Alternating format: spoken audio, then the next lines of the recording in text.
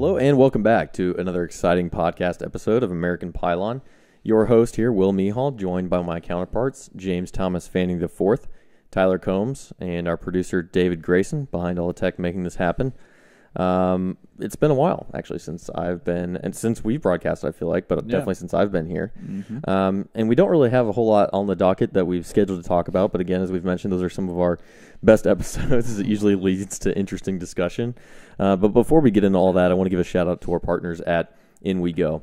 So for just $30 a month, you get unlimited access to events in and around the city. It's live in Atlanta, Phoenix, Denver, DC, and the Tampa area. So if you enjoy going to ball games, brewery tours, comedy events, be sure to check them out at In We Go. And now for a limited time, if you plug in the promo code Pylon into the promo code box, you'll get $10 off your first month. So check them out at In We Go. Yeah, it's probably still true. We don't know. But there's actually a lot of cool events that are coming up. Yeah, there's a lot this weekend, actually. So I'm going to hit that Atlanta United block party on Saturday. You got tickets to that? Mm-hmm. Nice. Hopefully it doesn't pour down rain all day. Yeah, it's been really crappy weather recently. I wouldn't know. I was across the pond for a week or two. Anyways, I don't want to hear about your European exploits, Jim, but we do have some awesome Hawks games that are coming up, which I was talking to another resident of the studio, Spencer, about. The Hawks are going to be playing the Rockets, which would be cool to see Harden play. Oh, cool. They're also going to be playing the Sixers, the Blazers. Allen Iverson, yeah. And probably most notably the Bucks. See the Greek Freak play. I would argue they probably still have the best chance outside of the Celtics in the East. So that would be exciting to see all that stuff. Aren't they? I think they were. I think so. But either way, they're an awesome team. It should be fun. What do you think the Hawks are going to go against those? I think they're going to lose all those games. 0-3?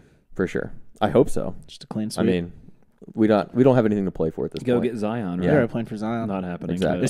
Has he been playing since he busted out of his shoe and hurt? Is he going to shut it down for the season? Well, that's the big talk about this weekend because they have the historic matchup against the Tar Heels on Saturday. And so it's up in the air. Should he play? Shouldn't he play? Kobe was saying, which is interesting because I like Kobe's take. Well, for a guy that went right out of high school, he doesn't have much room to talk. But it's bigger than that. I don't think so. I think it is bigger. I think millions of dollars is bigger than that. Nope. He said the man's word. He made a commitment, and that is more than anything. I love that. I love that approach. Yes, Kobe didn't go to college. Well, it's easy to say. Didn't Kobe cheat on his wife like a bunch of times? Yeah, speaking of commitment, Kobe, how's that? Practice what he preaches. Yeah, he changed his number, so it doesn't count. I forgot. Jimmy does everything he says to the T, right? Well, that's an interesting point. Word. That's an interesting point, though, because that stuff comes up all the time, right? Like, if your team is in a bowl game and it's not the playoff or, that you're going to be going high in a draft, do you just sit out for that bowl game or do you commit and play? I mean, I've never been a fan of them sitting out. I understand why. I totally get it. If something injures and that costs you millions, that's huge. Obviously, we talked about it before on the show. Yeah, and I've never had this conversation. I've never had to make that decision. Obviously, none of us sitting in here have. So, and I get it. And it's just a lot of stress. You have a lot of people depending on you. Probably there's a whole lot of variables and factors in that. But I liked what Kobe said. And granted, yes, people started dogging him because Kobe didn't have to go to college back when he was coming out of high school. And but it's just I love the principle of the matter is that was your commitment. And above all else, everyone can relate to that, whether it's work, something you volunteered for, your family, everyone, that stands out.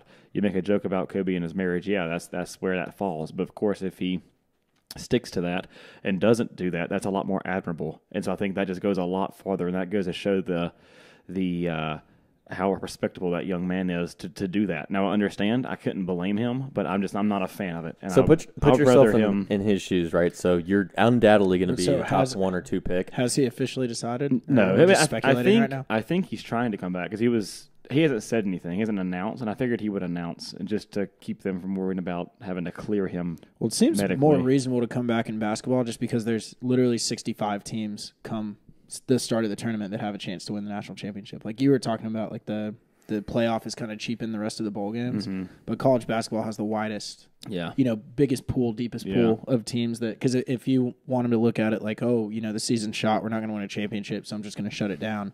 That would never happen in college basketball because there's no universe where Duke doesn't make the tournament at this point. Yeah, but also if I'm Zion, that's a good point. Yeah. I'm looking at this and saying, okay, like chances are I can come back, and if I'm playing at like 85%, we have a chance to make a deep run, or I can save my body and not risk a career-ending injury. Never picking up a championship and never picking up my payday in the NBA. I mean, if that's me sitting on the bench and weighing my options, I got to think about my long-term success because, yes, while you do owe it to your program and the family and the fans that you made a commitment, I think thinking about my brand and the people that are closest to me, the people that I want to take care of, the NBA is the real play. So I can't possibly imagine that. I feel like by that logic, every athlete should just sit out every game ever. Like we're talking about when the season stops mattering. So like if Duke went to the NIT and he sat out, I'd be like, yeah, that's reasonable. Just like DeAndre Baker sat out of the Sugar Bowl. Like it's it wasn't the playoffs, so it was, but I feel like as long as Duke is still alive in tournament play, which they are right now because they're going to make the tournament, whether as the ACC champion or just as an at-large bid, to me, it seems reasonable to come back. Yeah, but I'm thinking like in a past life, he wouldn't have even been there. He would have been in the NBA already. And it's like, well, I had to be here. I played half a season. Yeah, but that's not the case anymore. You have to play. You have to still translate from what was high school. You can't just disappear off the map and sit on the bench. I mean, I understand him not rushing back. If he's like, oh, I'm at 85% playing UNC, I would understand him being like, no, I'm going to sit out this game in order to make sure I'm 100% when I come back. But for him to just tweak his knee 2/3 of the way through the season, and if he could realistically come back 10 days from now, but he's just like, nah, I shut it down for the whole season. Yeah. I don't love that. I would never judge a player for doing what they do. I get what you're saying, that side of it. I just feel like where do you draw the line as a player at that point? Because by that logic, you could just start seeing players – because do they have to play a year of college basketball or do they just have to be 1 year removed from high school? Because you can go to the G League. You can go to Europe, I guess. So you could, it's just 1 year removed from high school, I believe. Yeah, so you could start seeing guys just sitting out an entire year after high school just to train or whatever. I guess, you go to college to put together that film to make sure that you're worthy of the number one pick. But sure. I guess, to me, I don't know. I don't see why sit out. I mean, it just.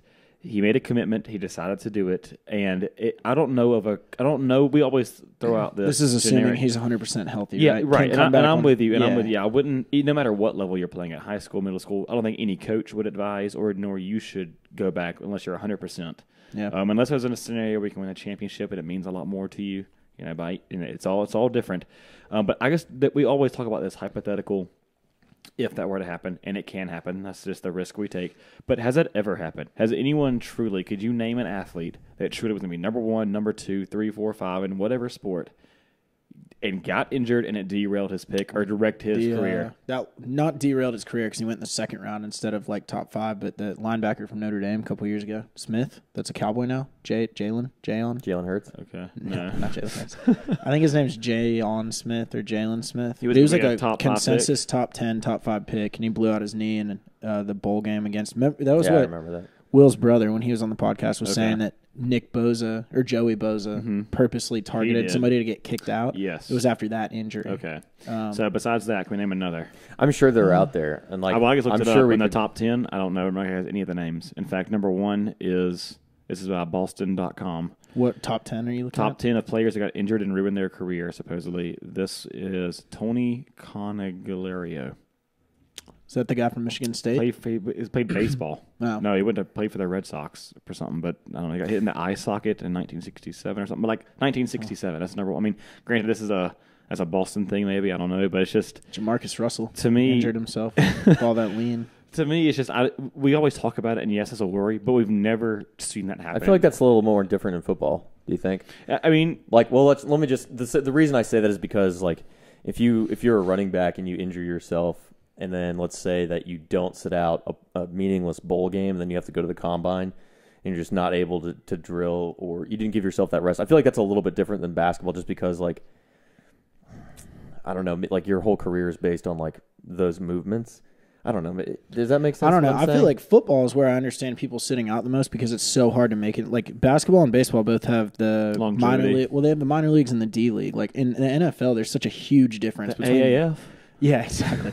There's such a crazy, huge difference between being on a team and not being on a team. Yeah. You're either on a 53-man roster with a minimum of $400,000 a year, or you're working at Subway or whatever. Yeah. You're quarterback for AAF. But basketball and baseball, they have those developmental leagues that you can kind of work on your craft, hopefully come back from injury. Yeah. So I feel like football is a lot more cutthroat. So I understand guys sitting out in football. Let me ask you this, David, and this kind of brings you into the discussion because this is baseball related. Let's say you were a pitcher, you were playing in college and you guys have a shot to go all the way. You've been having some arm discomfort, and you have the option then to either get surgery and sit out the rest of the season and make yourself right for inevitably going to the minors or even a shot at the majors, or do you fight through that knowing that you could do more damage just to see if you can make it? Like, to me, in that position, which I think you can relate to a lot of different... We're not asking him to fight through. Yeah, we're all on the same page about if he's not 100% healthy, it's fine to sit out. We're talking about if he is 100% healthy. Yeah, I agree with that. Should he just shut it down and say, I had my fun in college, but that scared me. So yeah. No, yeah, I would agree with that. Okay, so it sounds like we're on the same page. All right, that was fun. Well, what about y'all are good? David? Okay. Go ahead. Solving the problems of the world. Shut up, producer Dave. So, but this is kind of interesting though, because this did come up in discussion at the pro level, what they're talking about, just kind of shutting down LeBron. Right? He passed Jordan. Tyler and I were kind of talking about this. Like, they don't really have anything to play for. In fact, they might end up better off if they don't continue to win because they'll get a better pick. Right. Which we all know. LeBron's years are winding down, and if he wants to have another shot at the playoffs and potentially another championship, they need more talent around him. Mm-hmm. So at a pro level, do you think that that's like more acceptable, or if you're LeBron, do you try and push through it? No, I think it's less acceptable. At a pro level? Yeah, you're getting paid. Go do your job. I show up to work when I don't feel good. Yeah, but I mean, at that point, like, aren't you getting paid to win? And if you don't have a possibility of winning something meaningful in the season, isn't it more impactful for that franchise to make deeper runs in the years to come and potentially deliver better talent to your team? Yeah, I feel like that's does a disservice to the fans though. If you just decide 2/3 of the way through the season that you're just going to tank, like, I mean, that's why we have the lottery. It happens, but that's why we have the lottery, and that's why they're even trying to make it even more to where don't all the bottom 5 teams have the same odds in the lottery now?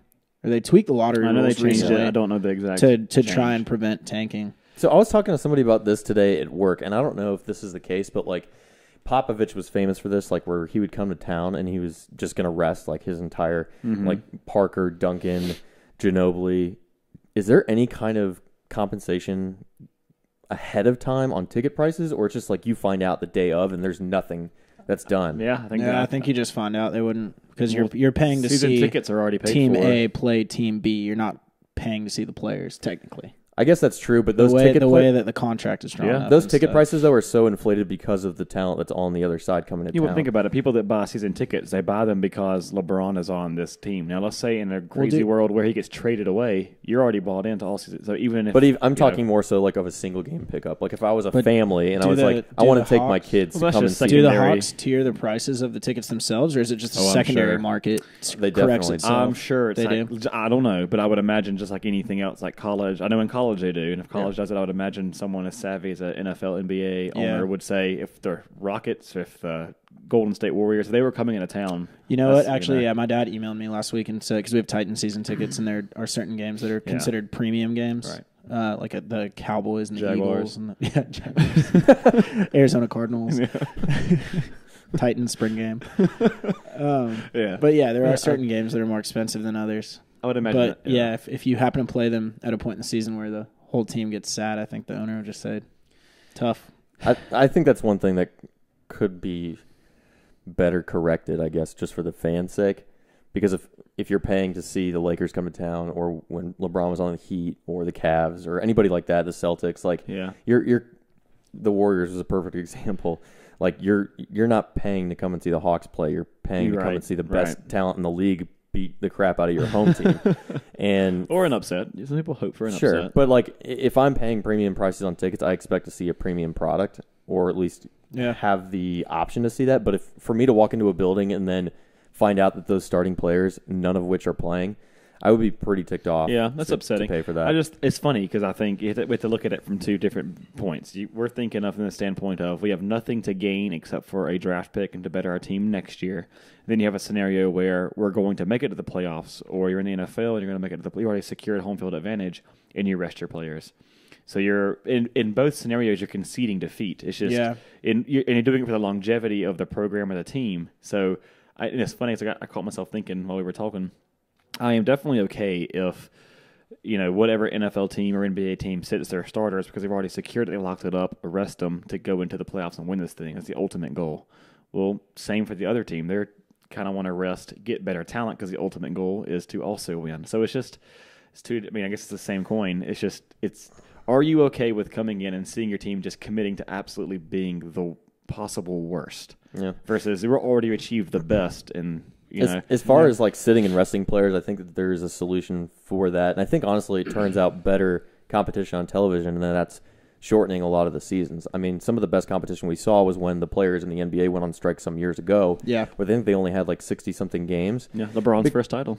Yeah, because, I mean, everything mattered, right? It's such a condensed season. These games carry much more weight. But then again, I don't know do you think that plays into the fatigue? I would imagine it would have to. Yeah. I mean, granted, maybe I think you're it would playing give harder. a better product, but I don't think we'll ever see that because Probably not. the owners The have all the contract. power and they wouldn't want to shorten the seasons because Yeah. that's just less home games for them to make money on. That's true. Yeah. That makes sense. I would just think that, like, as a fan perspective, that would be the ideal product. No, to I see. totally agree with that. And I think for particularly hockey and basketball are the number one things that come to mind. Hockey, again, flies under the radar for so many people, but it is such a physical sport, and the seasons are very long. Basketball just seems like it drags on forever. And then Baseball's the Baseball, one for that's me. true. Well, I literally don't start paying attention until after the All-Star break. How about with those first few weeks? When I go to opening weekend, I watch the first 4 or 5 games, and then Yeah. it tells off hard. Yeah, And then, sure. it's You not watch till- the Braves until they lose 3 in a row, and then it's like, oh, I guess I'll Done. check But, the paper in September I think and see if if you- we're in the playoffs. How about shortening each of these seasons, except for football? I think we found a sweet spot there. We need Shortening more football. the rest Football of the should be seasons, year-round. and then just make the prices more. I mean, granted, you're losing on concessions, but Yeah. then I guess you can pitch to the owners, or maybe not the owners of the team, but whoever owns the event space. Hey, you can fill this with other events. You can fill this with other AAF games, concerts, whatever it may be. I will Monster say Jam, that the cool thing whatever is, it is. about baseball specifically is like how accessible it is to the average person. Mhm. Because like you can just go get a ticket for $8. Did you know Turner Field at the time when it was still the Braves' home was the cheapest place you can take a family of 4 and get like everyone get a meal, 2 I read beers or that. whatever. Really? It was the It was cheapest the cheapest game. place to get engaged too in all of professional sports. There you go. To get engaged on the jumbotron. Go It Braves! was like Wow. What more do you $40. need to love the Braves? But Yeah. you think about like if a family's comfortable but not super well off, and you want to go to a Falcons game, even with the cheap concessions and stuff they have. If you have your wife and 2 kids, you're looking at like a $500 after. Oh yeah, high barrier of So, entry. yeah. I mean, we very never affordable Yeah, I mean, concessions. I had 3 younger brothers, and like we would never go to a Falcons game. But like Just a Braves because game is very Oh doable. yeah, for sure. Yeah. Mhm. So For that sure. is one of the benefits of the season being so long. Is like the more games there are, That's a it good point. devalues each game in terms of importance. So it's not as much fun to watch. But I think as a player, go though, to it. or at least looking from the outside in, I think baseball is easier to maintain that schedule because I feel like it is less physically grueling than an NFL season would be. Well, I guess there are 3 components here. We're looking at the business side and the Sure. athletic side. Obviously, the stat side is huge for every sport. Baseball is kind of the holy grail of every freaking measurable there David, is. Producer David mentioned that. And football's the same way. Imagine if you even went to longer, and now you're crushing all these offensive statistics and defense. It's like this, Yeah. everything's just thrown out the window. And all these greats and all these metrics and all these, high bars we set mean absolutely nothing now. So Yeah, it just depends. That's been the history of sports, though. I mean, there used to be 12 Yeah. or 14, 12 NFL games, and then 14. Now there's 16. Yeah. They used to not count bowl games towards college players' Yeah. stats, and now Herschel they Walker. do. Yeah, none of Herschel's or Bo's stats in the bowl games count or championships count in their Yeah. overall. That's insane That's to me. stupid. That's That's insane. so dumb. And no one's still broken Herschel Walker's record. Ew.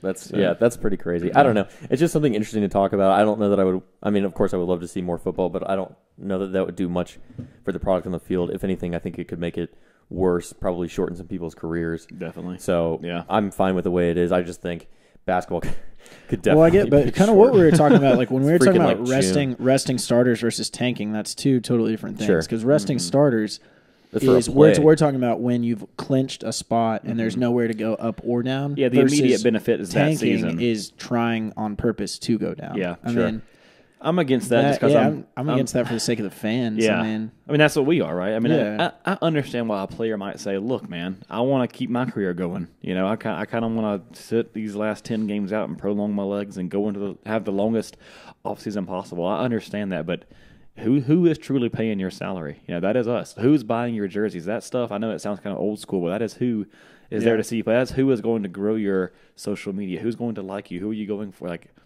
I think you should try to maintain reasonable that. to be like if you're a pitcher, say I want I want to be on a pitch count for the rest of the season. Or if you're a running back, be like, I don't want more than X amount of touches per game, you know? Or if you're a basketball player, I only want to play X amount of minutes. But when they're just like shut them down for the rest of the season, that sucks. I mean, how many people, like you guys have already said, have bought Lakers tickets to see LeBron for their next 12 away games that are just like, oh, there's LeBron wearing a suit sitting on the bench clapping. Yeah, like that would make you public enemy number one if he isn't already. Fair or unfair, we kind of discussed that. Yeah, but I mean that kind of, to me, and nowadays, especially with how heightened everything is with social media and how people can just grill you from every corner of the earth, I feel like that would definitely leave a sour taste in most people's mouth if you're this face of the franchise or face of the league, and you choose to sit out just because it didn't work out for me. Well, it was kind of interesting. We talked a little bit about LeBron last night. Obviously, he broke Jordan's record for scoring. Now sits above him. There's, I think, 3 or 4 other players that are ahead of him. I think Kareem Abdul-Jabbar.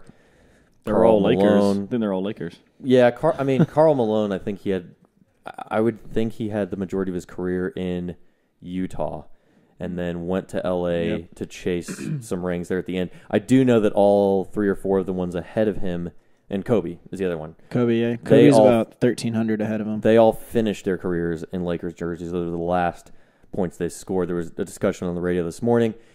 Is LeBron going to play his last official game in L.A. but not necessarily retire a Laker? And I would probably bet that that's the case. He would sign a one-day he'll sign a one-day contract with Cleveland before he retires. I don't even know if he'll finish out his playing career in L.A. I think he's just chasing some more rings, trying to set up. You think he would leave to get another ring? Oh, my, no. I don't think so either. You think he's there? I think he's too far along. You think he's just establishing his brand in Los Angeles? He's thinking about life after basketball. I think it's just like what Magic Johnson did. Yeah. He's setting himself for an ownership role. I mean, he's already got, I think it's an HBO show now that's going on. He's got a lot to look forward to. I think it's called. Yeah, a lot to look forward to after the life of basketball, which is, he's done a fantastic job surrounding himself with a lot of great people. But I just don't know. The point being about this discussion is that LeBron went there, and he's not even really the Lakers guys. I mean, after he broke that record, he didn't go celebrate with any of his teammates. He basically went on the sideline and cried into a towel, and everybody else gave a convenient golf clap. So it's just interesting to see that he positioned himself for so much success, but isn't really the beloved person that we thought he was going to be in L.A. No, yeah. I mean, he hasn't won like they thought. True. Like they thought he would. I guess, and I don't keep up NBA that closely. I think they started off really hot. I think they were sitting like 4th, 5th from what I was reading earlier today. And it's kind of trailed off. I don't know if he got injured, set out a couple of games, made sure he was 100% so he can come back, which was pretty detrimental to the team. It's just funny because a lot of people point to how great he is. Look, we did it, and he is. I mean, he's obviously very talented. Definitely one of the game's best, probably top 3 or top 2, whatever you want to get into that. But like, people gave him so much credit for taking that Cleveland team, the worst team in the league, to the playoffs. Is this team? I have no idea, but is this team not worse? Is this? I would venture to say yes. Well, they're playing in the West. Yeah, they're playing better teams but we're not week in and week out. But we're not talking about the 8th seed. We're talking about not making it at all. Yeah, they're in 11th place. Yeah. We're not talking about even making even the playoffs. I'm saying winning. So just make it. Which is, it's kind of sad to see a streak like that end. Even for LeBron to say no more playoffs. I think he's made it every year he's been in the league. Is that the case? Maybe not his rookie year. That's true. Maybe not his rookie year. Not quite his rookie year, but I think they had a losing record actually his rookie year when he was in Cleveland. If I'm not this mistaken. is the first year he won't be in the finals since 2010, right? Like 7, I think, isn't it? Isn't it something crazy like that? No, he 10. When was the Heat stuff? The decision was summer 2010. Oh, okay, I'm way off. And then it was it was the 2010 season. How the time flies. Yep, I was flipping burgers in Knoxville, Tennessee. I worked in a sports bar. We all stopped cooking and we went out to the dining room, the area where the customers were to watch watch him announce it. Yep. Oh my gosh, that was handled so poorly. Yeah, that was a mess. But I don't know where we were with all that. But I don't know. Yeah, I guess I don't see LeBron leaving LA to go somewhere else to make it work, to make it happen. I mean, maybe Golden State. I mean, that would be hilarious. But like his very last year, like, to hell with this. I'm just going to Golden State and collecting another ring. But I don't know. I mean, I still think, and I have no idea, because I was honestly quite too young at the end of MJ's career to truly and to give a fair comparison. I'm not the biggest NBA fan to even be a educated guess, but when you look at the stats, couldn't really find them immediately during this podcast. But I think it was even LeBron just passed MJ, but he had like hundreds of more minutes, if not maybe close to 1,000, thousands of more shots, thousands of more Oh, whatever. really? It was like I didn't realize how many more games, minutes, shots, attempts, everything that he's had more than MJ just to get. You think that takes away from where he's at now on the scoring list? No, it doesn't take away. I mean, No. it takes a long time to get there. I understand that. I just think when you're talking about those two, who are potentially the two greatest to ever play the game, it's just he's done more time, has less rings, has had potentially more talent. Well, MJ didn't even. teams. MJ couldn't switch sports.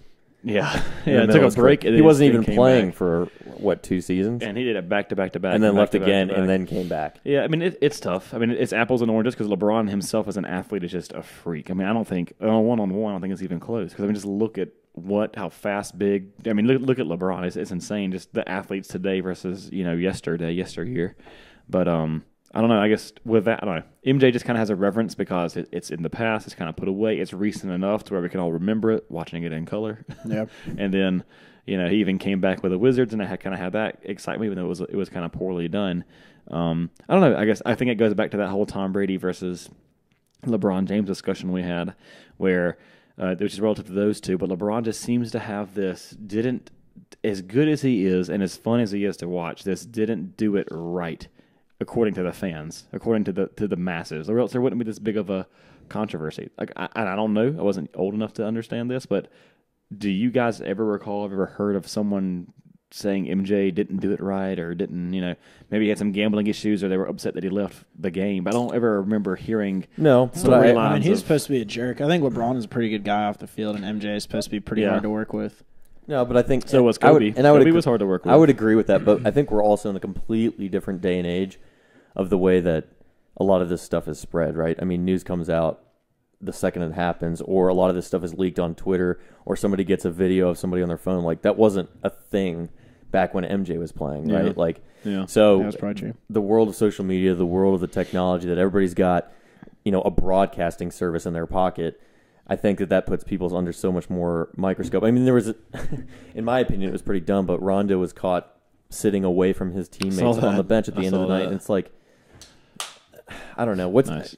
I want to hear y'all's take on this, but for me, it's like, dude, it's a long season, and these people have a lot going on, like outside of just what's on the court, like in the locker room with their families, with their own brand, their business, things like that. So, to me, to dive into a guy's and try and read so much into it, I mean, there was talk of fining him for that, and it's like, dude, they're actually not going to fine him. I didn't know what it was referencing, but it's a headline on ESPN. But it's like the dude sat 4 chairs away from everybody else. Yeah. Like, big freaking deal. That's the way I look at it. I don't know. What do you guys think? I just don't. I think that is so overblown. Of him sitting like it shouldn't be a thing. I mean, to me, it's inherent selfishness. It's just, sadly, it's I don't care. I'm over this. And I understand you have your own personal feelings, but that's what a team is. You put that aside. And that's cliche and old school, but it is, I know. But that is how this whole thing started. All these sports teams, all these organizations started because somebody wanted to compete. Someone wanted to play on a team, be greater than, just themselves.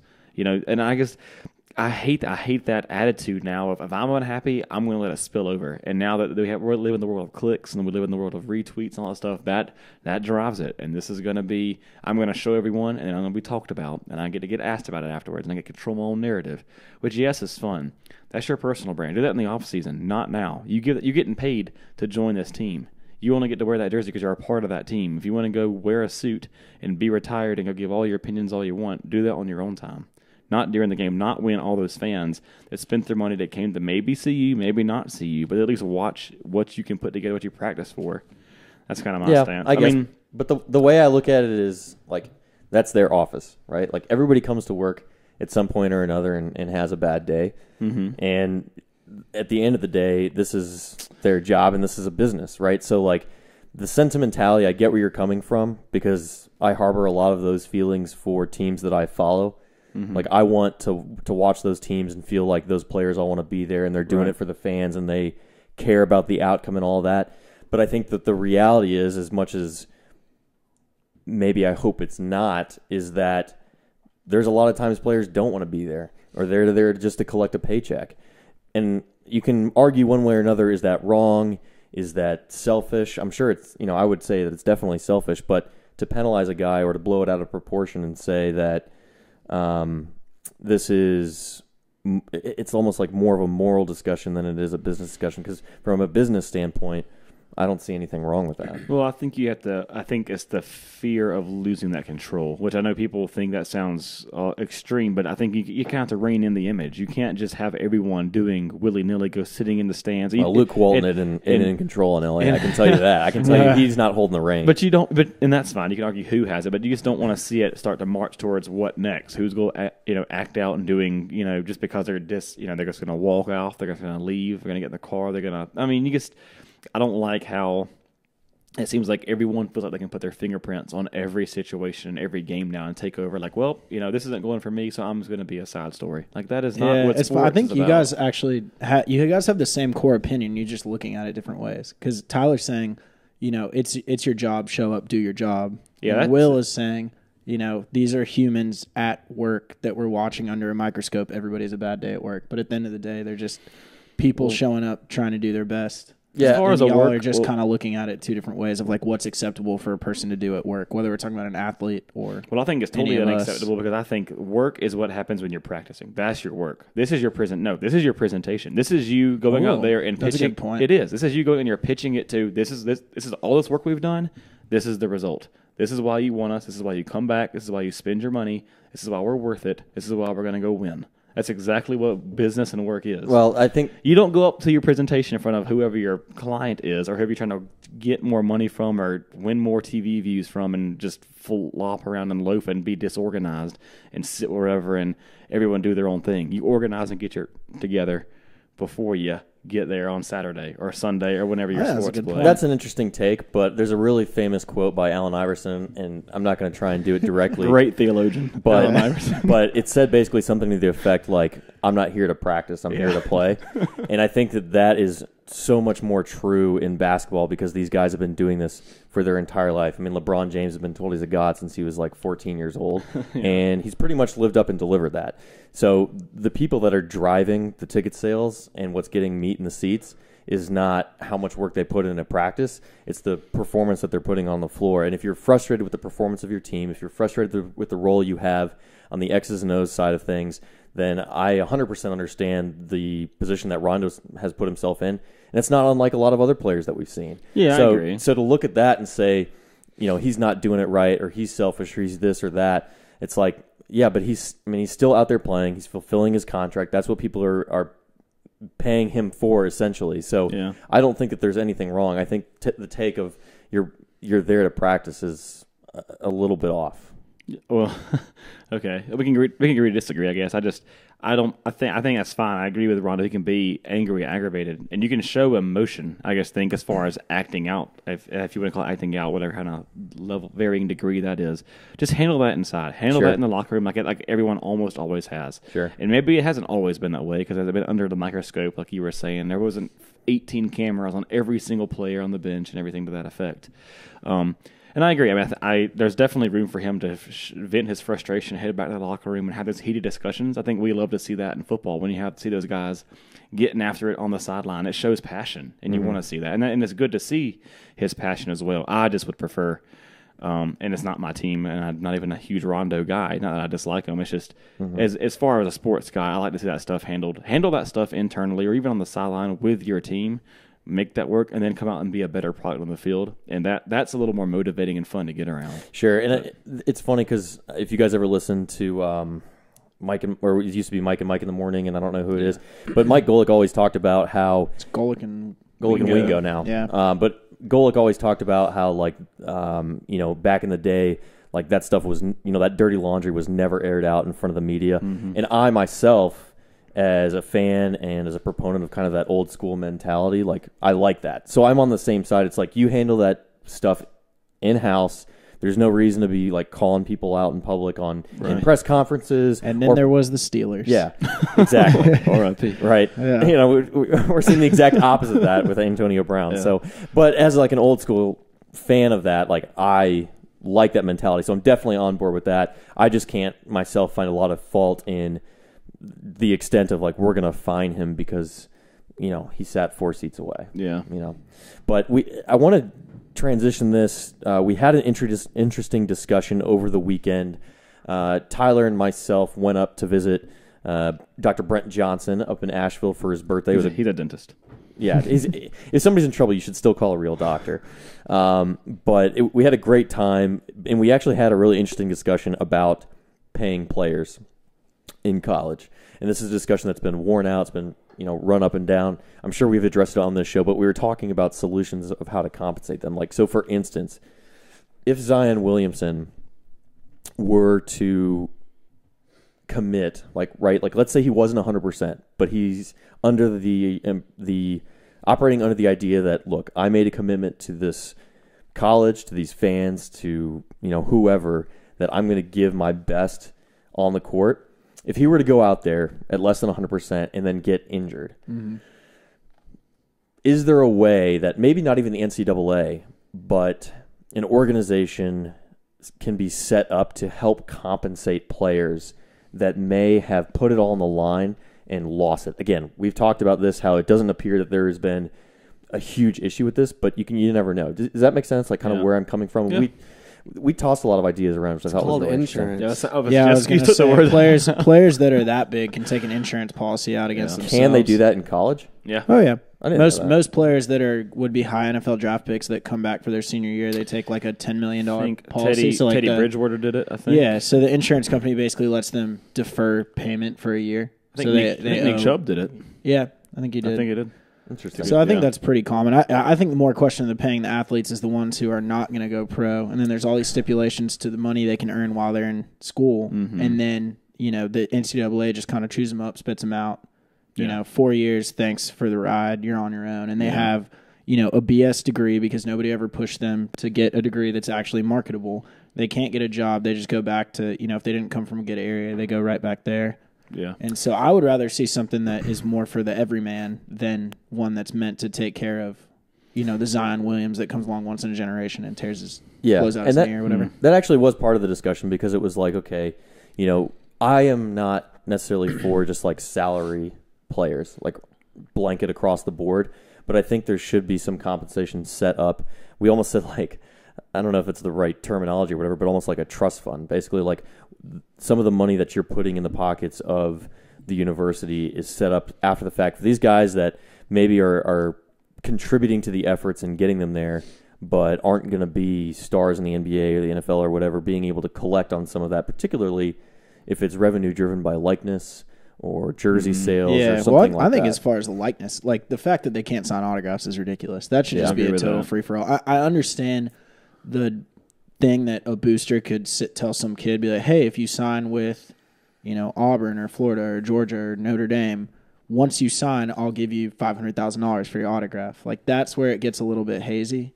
But the fact, like, they should be able to go to Sports Authority and, make $500 to sign autographs when they're in their prime as a college So what would you athlete. just have to have like a cap on what they could legally make to prevent Yeah, that? or maybe like it has to be done by an actual organization. It can't be done by an Not the individual NCAA. or something I like that. Okay, that's different. I'm saying like Dick's Sporting Goods or Reebok or something like that instead where of they're just like reporting basically income. yeah. I'm not a proponent of paying players, but I do like that idea, and especially, and I would take it a step further, which is a little more controlling. But I would say it has to be set it up to where it has to be on a certain card, a certain approved card or whatever, so that way you're not going and spending it. Yeah. Which I'm all about spending your money wherever you want, but it's something to that effect is almost like we don't want to see players get into some pretty bad habits just because they have access to more, so people are coming to ask for. My thing is just like it's not even necessarily about. My thing is like it's just silly that I can go into the bookstore and buy a number 11 jersey, and it's like, but they're like, but it's not a Jake Fromm jersey. It's just a Georgia number 11 jersey. Yeah. What about this? On a mannequin that is like with his arm cocked, holding a football like a quarterback. But it's not a Jake Fromm jersey. Jake Fromm doesn't get any money, and the Fromms obviously are not hard up. They don't need the money, but for Shout the out most Fromms. part, yeah. How would you feel if there were no scholarships, but you could get paid? If there were no scholarships. Right, so that's what I think of, right, is like, why pay them? Because you don't have to pay the $50,000 to go to school that everyone else does. You Food just got plan, paid place to live. more, yeah. I think that alienates, though, more so the That would just make people it that so aren't top heavy. I feel like. So the superstars are going to be making all the money. They're the only ones that are going to get money off of autographs Well, that's or what I whatnot was going to say. anyway. It's the likeness part. No one cares about the left guard. Everyone knows him, but he's not going to make as much money, obviously, in every league as the quarterback. But that's as where I the think running back. that's where I think the scholarships are so important for those players. No doubt. Yeah. So I don't think it would be a good idea to Yeah, take I them wouldn't all want to away. get rid of scholarships. I wish the NCAA was capable of using some semblance of common sense. Like, if a kid gets paid a car by a booster, then that's fine. That's not okay. But that kid at Baylor a few years ago that was a running back that was ruled ineligible by the NCAA because somebody who was not even a booster, it was his teammate's grandfather let him sleep on his couch because he was homeless. And he got ruled ineligible by the NCAA. Really? But, yeah, I mean, he's playing in Germany now. I watched the HBO documentary on the plane back from Amsterdam. That's absurd. That's an absurd situation, but I don't know. But it happened. Yeah. That's what I'm saying. The NCAA is this if this then that computer with no sort of logic or common sense. That's for sure. And that's why if you sorry to keep interrupting you, producer Dave. It's just dumb that like when all it takes is a coach to lay down and die. Like if Mark Richt had fought the Todd Gurley thing in 2014, nothing would have ever happened. I mean, UNC was so clearly putting their students in fake classes that never met, but they were just like, "Nuh-uh, prove it." And the NCAA was like, "Well, Missouri, you get the death penalty." Like, there's just like certain schools that are just like the whipping boy of the NCAA because they can't do anything to the blue bloods. Yeah, and they couldn't have done anything to Georgia if St. Mark hadn't just laid down and been like, "Well, Todd, you're suspended for 5 games because you might have signed an autograph." It was for money. on camera. There was no money changing hands. He was signing a helmet in a car, which is legal. Totally legal. I don't like it because I don't know. It just seems weird to me that I had to pay $50,000 to go to school. You get to go for absolutely free for 4 years, and now you're getting paid on top of that. It's like, yeah, but do you think your brand is worth as much to the University of Georgia? See, Georgia doesn't care about us. Colleges don't care about us. They care about what you could potentially be worth to them in the future. I think is what it is, and that's why they earn the scholarships because they know that I understand earning a scholarship, but earning a scholarship and getting paid on top of that? Well, just like the NCAA is $1 billion business, and there's these coaches are making, $7, $8, $9 million a year, and so I mean, I don't know. To me, it's silly that these kids are playing for free when they're not playing for free. That's what I'm saying. They get everything. They get clothed. Even you get a free place to stay. That includes all of your utilities. You get clothes, or you get a place. But they're generating so much revenue for the school and getting none of it. Nobody came to Georgia to see me, play beer pong. Yeah, but without all the bus, the school doesn't exist. But right, yes, good point. The life and the money and what funds that Hartman Fund, at Georgia specifically, what funds those. Scholarships is the people who go there and work, and us common folk who just go get jobs and take our money, earn that money, come back and spend it, and voila, I'm paying for this kid to have that exact same experience, to put on that uniform.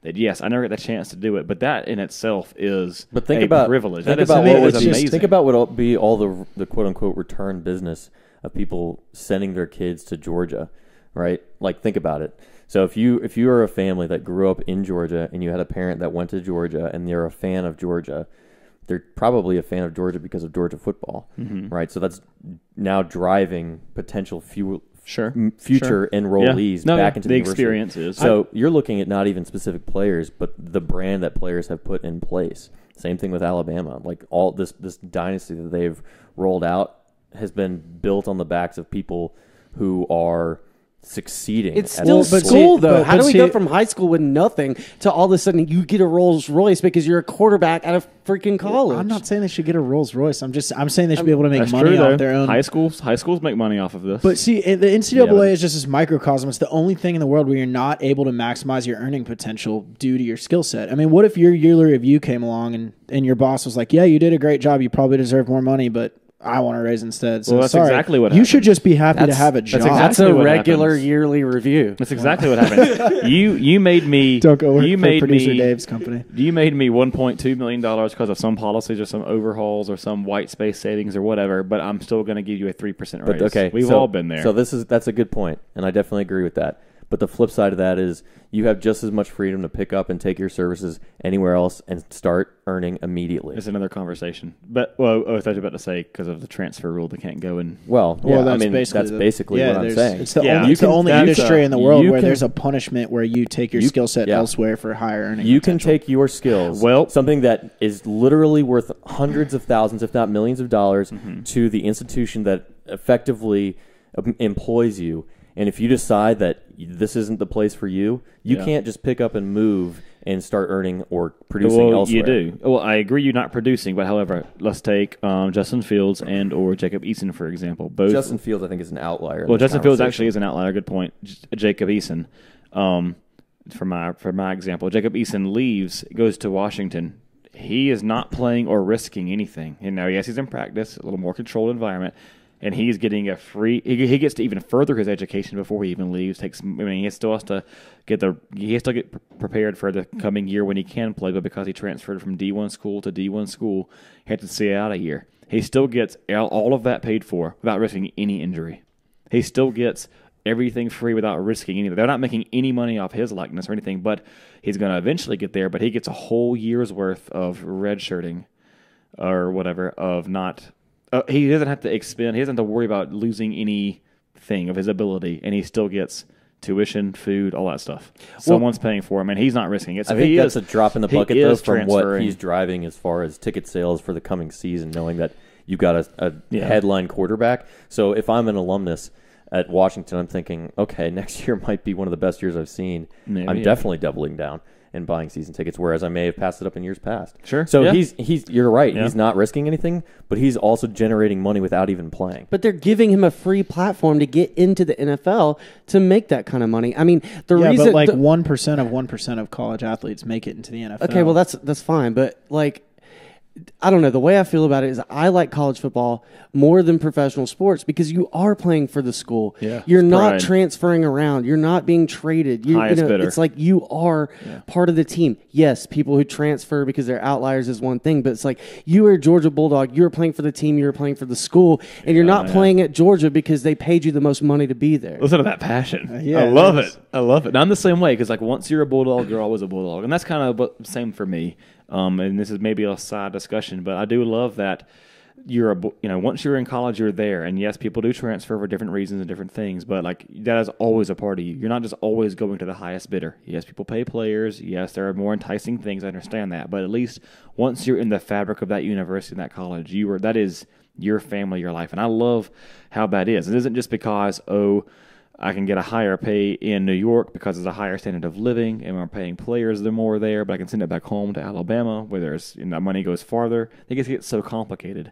So I agree. I love the passionate behind it, the pageantry, and it's not just who can pay me the most. Look at Antonio Brown, Le'Veon Bell. Look at those guys. We don't have that in college football. That's what makes it so pure and fun. Now we're flirting with it for sure. There are instances where we're getting there, sadly, but that's where it's making it less enjoyable in a way. Yeah. I mean, I would never be a proponent of the superstar quarterback driving a Ferrari, like producer Dave said, but I don't know. I just feel like a Bugatti. I feel like the NCAA is just so over the top sometimes, coming down so hard on stuff that's not that big of it. Like the NCAA is there to make sure that these kids are going to a college because they want to go to a college. So if some kid's getting $100,000 in a duffel bag, I understand that that's not okay. Mm-hmm. But, when a kid goes to a barbecue at the coach's house and has to throw in $10 so it's not an NCAA violation or something, that is totally silly agree to me. Yeah. And I don't know how to fix it. I mean, it's all like kind of subjective. Well, stop having barbecues. The problem is, I think, is when someone does if someone does get hurt and doesn't make it. That has happened in college, I think. I feel like someone has, Zamir White. Yeah. Let's say Zamir White never gets back. This could happen. He has torn ACLs in both knees, one in high school, one in college. Let's say he never gets back to it, and he committed that, and that happened in practice, a much more controlled environment. Now what? Now the kid, hopefully he's getting good advice, getting a good degree, but let's say it never pans out for the kid. He took that risk. It should be like a pension setup. That breaks your heart. Yeah, that was where it's like, God, like the kid came and like, flash in the pan, 5-star, big-time guy, number one running back in the country coming out of high school, the best you can possibly get, and did the best he could when he was at high school, and now nothing. Now, granted, we didn't really make much off his likeness, but we gave him a platform. I agree with David, but now it's like you came, you did nothing. He would literally he would fade away into no one would ever remember that. No one would ever remember that kid, and that is the heartbreaking part of it. And that's the thing that's like, as much as I love the camaraderie of like once a Bulldog, always a Bulldog. Yeah. I don't think there's very many people that are being like, oh, let me take the money that I was going to donate to the Hartman Fund to get better tickets to get my points up as a donor and instead go find a player who didn't make it in the league and is working at McDonald's now and give it to him and be like, hey, I loved watching you play 8 years ago. Yeah. We're both Bulldogs. Here's this $10,000. I'm not going to have season tickets this year. Like, that doesn't happen. I agree. So there should be some way for the kids to and now to monetize themselves when they're in college. Yeah, and I agree. Like, he should. I guess I don't know. There's no perfect answer, but to that point, I guess it was almost be like. That's where it's not the NCAA. It's more on the university. It's more on UGA to be okay, we're going to give you all the resources available. Let's start looking at coaching. Let's start looking at where can we get you in. It's an inherent risk with everything that you do. The thing that is a double-edged sword about it is the coaches get like bonuses and stuff for their kids graduating and having high GPAs and all that, which is great in theory. But then on that documentary, one of the coaches they interviewed, he said what that leads to is these kids getting funneled into BS majors that aren't marketable in the real world so that the coach can get his extra $100,000 because 85% of players made the dean's list.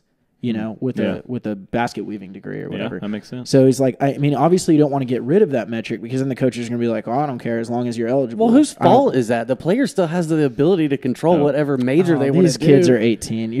Come on. We were too. We were too. You had to make that choice. You think if you didn't have your parents behind you egging you on, you would have just been a perfect student the whole time? No, but it doesn't have to be your parents. I'm not going to sit here and choose whatever major I want. No, I agree with David on that. But let me just say this. So on that point in that topic, right, like we're in college, for me, I mean, I obviously worked in college, but that's probably the time in your life before you get into the workforce where you have as much free time as you really do. Like if you're going to class. No, but there's a limit to how much money NCAA athletes can earn, even totally outside of football or anything. They can't go get a job at Subway and earn more than X amount per semester. They'll lose their scholarship. Well, what I'm saying, even just at a more simple point, is like the vast majority of these kids' days is taken up by their commitment to their sport and then school. No doubt. Yeah. So to say like, well, if you want money, you should go and earn it. That's just not realistic. Mm-hmm. And to put it in a position of, the famous quote is like, we're not here to play school. Yeah. I mean, at the end of the day, people are paying, the money that they are to see a good product on the field. Mm-hmm. And that product oftentimes isn't developed in a classroom. It's developed in the weight room. Yeah. So, people are putting more stock in their physical abilities, which if they got a shot, rightly so. I'm not a proponent, and I'll just kind of finish my point on this, that we should just outright pay athletes, but I think there should definitely be a pension in some sort set up for athletes that are hurt while playing for the university, and then some kind of a trust fund basically being like, look, if you're coming out and you're not picked up in the NFL, like this is basically a small sum of money that was set aside for down how about that? How about money that is contingent on graduation? Graduation with a certain. So that's what we if said. You graduate, you get like $15,000 to start your and life. again, now if you're going to the NFL and you, why do you deserve that? Well, you just got a free scholarship. Well, think about it this way, right? Like your thing was once a Bulldog, always a Bulldog, and these people are there to play for a school and for pride and for a team. I would think, and particularly myself as a Bulldog alumni, that I would want to support the efforts after the fact of somebody who gave everything and maybe, was a tackling dummy on a practice team, but isn't going to make the millions of dollars. They still put in all the time and the work that those stars did, but for whatever reason, they weren't going to make it. So I think that having a fund accessible after graduation to where those players can capitalize on that to set them up. I think that is so above and beyond like what is necessary though. Like, thanks for being our right guard. Here's $15,000 after you just got a free scholarship and graduated with a major. Like, I don't know. Why do you UGA Athletics brought in $158 million last year. You don't think they can find $50,000 to give to our 14 graduating seniors? I'm sure they can, and I'm not saying it's not top heavy with the amount of money that they get, but I don't understand why every player now gets a handout. You don't just have football. Now you got basketball. Well, it's not a handout. It's not a handout. It's basically saying that you worked to bring in money to the school. It's not like Yeah, you're what if giving what this if to what if trainers. you That's just not what a if you just handout. backload all the hours they the spend definition doing, of a doing hand load is football doing things nothing and getting something for as it. minimum wage over 4 David years. brings up a good Just point. Give them $7 an hour of all the time they spent on it over 4 years. When Well, they the $150 graduate. million is all going to pay for. It's going to pay for renovations to stadium. It's going to pay for renovations to everything athletic. It's going to pay for other sports, Title IX stuff. Like that's not just pure. It's going to pay for those coaches. That's spread out very thin. Now, yes, I'm sure, like David said, it's top heavy, and there's definitely a thick cut that you can probably cut off and give to players. I don't know. I'm leaning with David on this. I agree. I think we should take care of our own. I don't know what the number is. Maybe it's even has a metric system of if you have a certain GPA, if you graduate in a certain time, if you come back for a master's, you even give. Maybe there's a little more incentive to give that. I guess I'm stuck in the middle here. Now the more we're having this, because it's just hard. I agree with David. You're given. I feel like you're given so much as an athlete. You're given the platform. You're given a free. I think you're given the mirage of having an education when that's clearly not the emphasis of the reason that you're there. And again, to David's point, whether or not you take full advantage of that, the vast majority of that responsibility falls on you. But at the end of the day, if you're not performing on the field, what's more important? Whether you were performing in the classroom as a player or whether you were performing on the field as a player? Yeah, it's gonna be on the field. It's going to be on the field. So I guarantee you that as long as you're not flunking out of the university, they could care less what you're doing in the classroom as long as you're performing on the field, because that's where the dollars are generated. That's what's going to keep people getting back in the seats. Yeah, well, that's I think if we're going to have that discussion of do you get some sort of money afterwards, it has to be if you're not going to cut it, if you're going to be scout team, if you're going to be the guy that's there but you don't want to leave and sacrifice eligibility and try somewhere else if you like Athens, then if you're going to get some sort of money after the fact but not getting paid while you're in school, you have to be incentivized somehow. So it has to be in the classroom or with a certain degree, maybe to have tiered levels of that's if they could finance, figure out a engineering, perfect way to do that. But I mean, when you've got all these kids graduating with like family consumer science degrees, Yeah. I don't know what that means. 'Cause What do you do with that? Because degree? that's when you have to be honest as a university and kind of say, okay, we got to set these kids up for success somehow. For the truly going to be student athletes, which we all kind of scoff at, if you're not going to be or quite make it on the field, how are we going to help this kid? Other than if we're going to give him the scholarship. But look, okay, he got a scholarship. I agree. He got free ride and everything, but now he's injured and he can't. The football thing's over, but he's there on scholarship, and we'll still honor that because he's taking a medical disqualification. So the scholarship still stands. The kid gets to go for free still, but he can no longer pursue that dream because he, something to the knee and it's done. So that's over with. He still gets to go for free, which is nice. Like most kids that earn like an academic scholarship, they get to go for free as well if it's a full ride.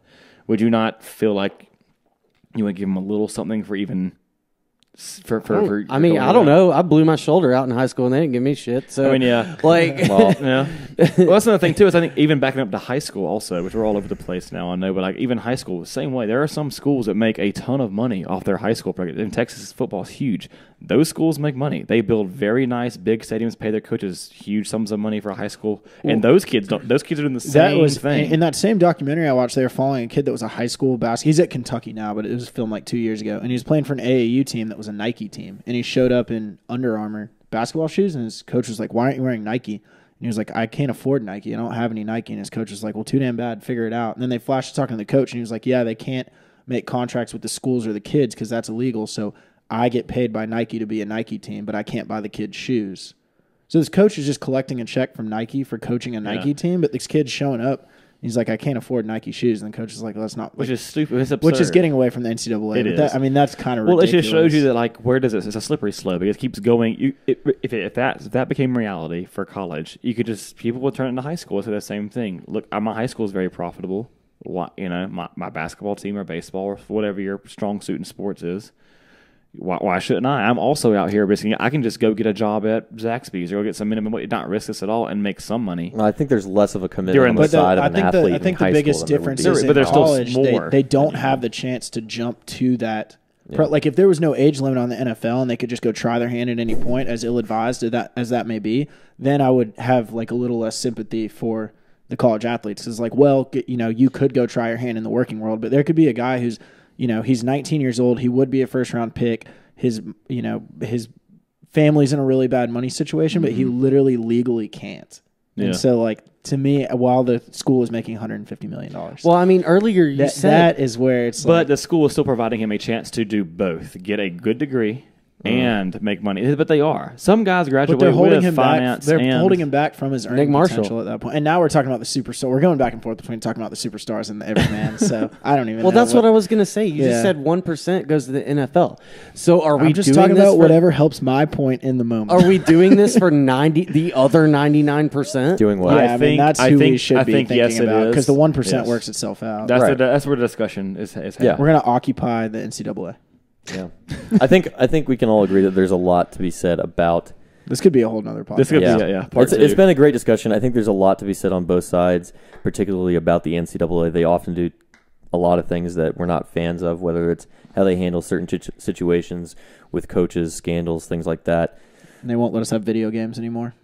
Yeah, Since That's the biggest 2014. crime. RIP. yeah, and that's a whole other thing. But we want to say thank you to everybody who's joined us this evening. It has been a pleasure having everybody. It's been a great discussion.